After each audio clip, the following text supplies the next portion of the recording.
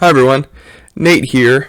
I'll be deriving the quotient rule today. As you can see to the right, we have the formulation for the quotient rule, which would be the bottom times the derivative of the top minus the top times the derivative of the bottom divided by the bottom squared, or what function was on the bottom. So let's say we have some function y of z equals y divided by x, and we want to find the derivative of z. So we're going to let that z value be our initial z value. Then we're going to change both y and x by some small delta y and small delta x, and we'll get our new z value.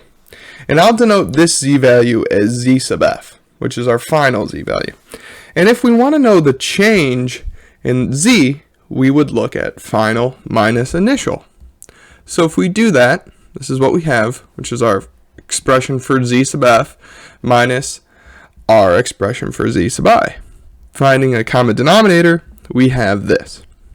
And now we need to think about what happens when those deltas get really small. Well, we're going to subtract out like terms. And now we're left with what happens when those deltas get really small. So let's think of this.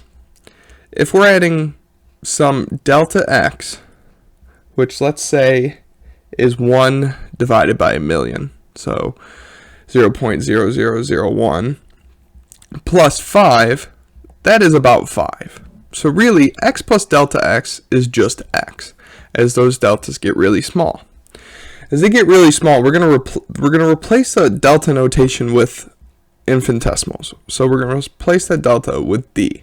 So that's an infinitesimal change in that variable, which if we do so, we can rewrite that expression. So the change in z, or derivative of z, is dz equals x dy minus y dx divided by x squared, which if we look back to the quotient rule is exactly that. It's the derivative of the top times the bottom minus the derivative of the bottom times the top divided by the bottom squared.